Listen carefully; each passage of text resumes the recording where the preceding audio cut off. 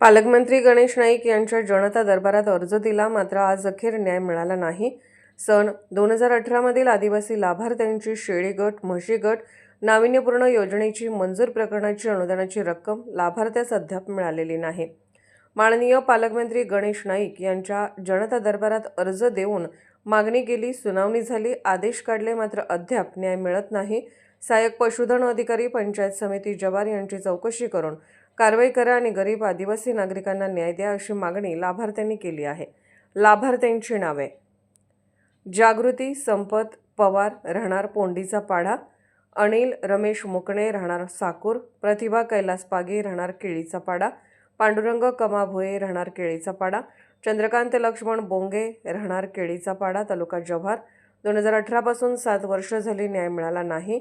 जर कधी 8 दिवसात लाभ मिळाला नाही तर 26 जानेवारी रोजी सर्व लाभार्थ्यांसोबत कार्यालयाबाहेर आमरण उपोषण करणार असा इशारा काँग्रेसचे जव्हार तालुका अध्यक्ष संपत पवार यांनी दिला। पालकमंत्री गणेश नाईक यांच्या जनता दरबारात अर्ज दिला, मात्र आज अखेर न्याय मिळाला नाही। सन 2018 मधील आदिवासी लाभार्थ्यांची शेळी गट, म्हशी गट नाविन्यपूर्ण योजनेची मंजूर प्रकरणाची अनुदानाची रक्कम लाभार्थ्यास अद्याप मिळालेली नाही। माननीय पालकमंत्री गणेश नाईक यांच्या जनता दरबारात अर्ज देऊन मागणी केली, सुनावणी झाली, आदेश काढले, मात्र अद्याप न्याय मिळत नाही। सहाय्यक पशुधन अधिकारी पंचायत समिती जव्हार यांची चौकशी करून कारवाई करा आणि गरीब आदिवासी नागरिकांना न्याय द्या अशी मागणी लाभार्थ्यांनी केली आहे।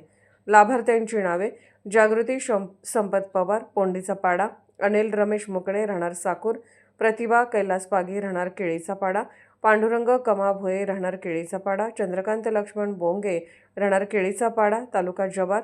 2018 पासून 7 वर्ष झाली, न्याय मिळाला नाही।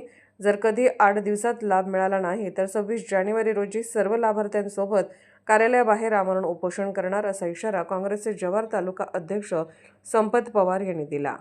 पहिला प्रथम आपल्या न्यूजला नमस्कार की आपल्या जव्हार पशुसंवर्धन पंचायत समिती जव्हार आम्ही 18-19 आमची योजना असताना आम्हाला त्या अधिकारी आपला राजू हरपाली म्हणून अधिकारी आहेत, त्यांनी आम्ही वारंवार त्यांच्याशी भेटून की आमची योजना 2018-19 योजना असताना पैसे का तर त्यांनी करोनाचा पिरियड दाखवलं की करोना चालू आहे, काही शासनाकडून फंड आलेला नाही असं त्यांनी वारंवार आम्हाला महिना त्यांनी उलटत पुढं वेळ ढकलत नेली। नंतर आमच्या कल्पना लक्षात आल्या, आम्ही जिल्हाधिकाऱ्यांना तक्रार केली की आमची योजना आतापर्यंत आम्हाला मिळालेली नाही। ते बोलले की तुमची योजना कधीच झालेली आहे असं करून आम्ही जिल्हाधिकाऱ्यांना अर्ज केला। त्यानंतर त्यांनी सुनावणीला आम्हाला पत्र काढलं। सुनावणीला आम्ही सगळे 5ही लाभार्थी आम्ही उपायुक्तांकडे त्यांच्याकडे सुनावणी केली आणि त्या सुनावणीला जिल्हाधिकारी हसनाळकर साहेब आणि पशुसंवर्धन आयुक्त एक मॅडम आहेत, त्या मॅडमने आमची सुनावणी घेतली। अधिकाऱ्याला जो आपल्या जव्हार तालुक्याचे अधिकारी म्हणून राजू हरपाली होता, त्यांनाही त्या नोटीस काढली। तर त्यांनी एक माफी मागितली की सदरची माझी तक्रार करू नका, मी पैसे हडप केलेले आहे, खरी गोष्ट आहे, परंतु ही योजना मी पैसे द्यायला तयार आहे असं त्यांनी सांगितलं। त्यानंतर आम्ही सगळ्यांचं आमचं म्हणणं त्यांनी ऐकल्यानंतर त्या अधिकाऱ्यांनी सांगितलं की तुला पैसे द्यावे लागतील, तो म्हणला हो देतो। मग त्यांच्याकडून एक तारीख घेतली की त्या फेब्रुवारी 18 तारीख त्यांनी घेतली। त्या तारखेला आम्हाला तिथंच त्याच 11 वाजता पैसे देणार असं त्या हो म्हणला अधिकारी। त्यानंतर मग आम्हाला सांगितलं की आता तक्रार करू नका, तुमचा विषय मिटणार आहे। तर विषय मिटल्यानंतर आम्ही काहीच तक्रार करणार असं आमचं सगळं झालं। तर त्यांनी 18 तारीख आल्यानंतर त्यांनी हसनाळकर साहेब यांनी फोन केला की सदरचा तो जो अधिकारी आहे तो इथे आलेला नाही, त्यामुळे तुम्ही पुढं जनता दरबार आहे पालकमंत्र्यांकडे तक्रार करा असं त्यांनी सांगितण्यात आलं। आम्ही त्यानंतर आम्ही जनता दरबारला गणेश नाईक साहेब पालकमंत्री साहेब यांना आम्ही तक्रार त्यांच्याकडे केली। त्यांनी त्याची सुनावणी सुद्धा म्हणजे वाचन झालं आणि त्या अधिकाऱ्यांना सांगितलं की याच्यावर कारवाई करून यांच्या कशी योजना यांना मिळवून देता येईल आणि यांचे पैसे कसे मिळवून देता येईल असं त्यांनी सांगितलं आमच्या समोर। आज अखेर किती लाभार्थी आहे आणि कोणाला लाभ मिळाला किंवा नाही? आम्ही 5ही लाभार्थी असे आहोत की पूर्ण ट्रायबल एरियामध्ये राहणार आम्ही लाभार्थी। आम्हाला कोणत्याही प्रकारचं आम्हाला कोणाला विचारलं नाही, काही नाही। आमचे लाभ फक्त पैसे पण कागदावर त्यांनी हडप केलेलं आहे। कोणी हडप केले आपले पैसे? राजू हरपाले आहेत आणि तसेच एक देशमुख म्हणून अधिकारी आहेत, यांच्या दोघांच्या सहमताने हा कार्यक्रम झालेला आहे असं आता आम्हाला कळतंय। तुमचा आरोप आहे का तुम्हाला याचे पुरावे आहे तुमच्याकडे? आमच्याकडे सगळे पुरावा आहेत. म्हणजे आमच्या घरापासून दारापर्यंत सगळे पुरावे ज्या जिल्हा अधिकारी कमिटी आणि कमिटी नेमली होती तालुका स्तरावरती आणि जिल्ह्याची, असं दोन्ही कमिटीने पाहणी केलेली आमच्या घरांची. त्यांनी उलट त्याच्यामध्ये म्हणलेलं आहे का या लाभार्थ्यांना यांच्या घरापर्यंत योजना पोहोचलेली नाही, ही कागदावर कुठेतरी हडप झालेली असं त्यांनी म्हणलेले आहे. 2018 पासून आज 2026 म्हणजे गेल्या 6-7 वर्षामध्ये आपल्याला लाभ मिळालेला नाही. आपण वारंवार मागणी करतायत.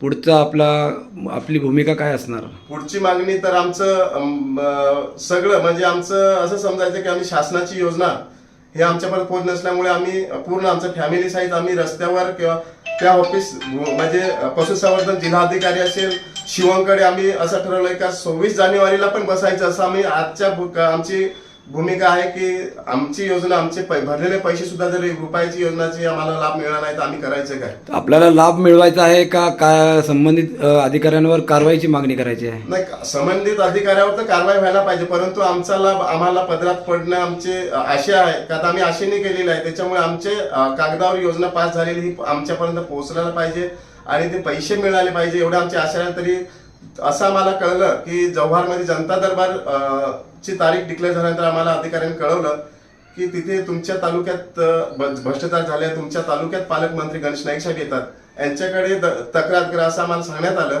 त्यानंतर आम्ही त्या गणेश नाईक साहेबांना पालकमंत्र्याला तक्रार केली. त्यांनी सुनावणी सुद्धा घेतली. त्या अधिकाऱ्याला आपल्या हसनाकर साहेब आणि ते मॅडम त्यांना सांगितलं की ही योजना तुम्ही मार्गी लावा. त्यांनी त्या शिवनं जागेवर सांगितलं की शिवसाहेब तुम्ही ही योजना त्यांना अटक करा, त्यांच्यावर गुन्हा दाखल करा, ह्या लाभार्थ्यांनी योजना मिळाली पाहिजे असं त्यांनी आश्वासन सुद्धा दिलं. आणि आम्ही त्या पालकमंत्र्याच्या आशेवर आजपर्यंत आम्ही राहिलो आणि आम्ही असेच आमचे दिवस पुढे जात चालले. म्हणून आम्हाला त्याची सुद्धा आता आम्हाला असं शंका आली का मंत्र्याला सुद्धा हे लोक जाणत नाही. त्यामुळे आम्हाला आता आमच्या भूमिका करणं आम्हाला अपेक्षा आहे.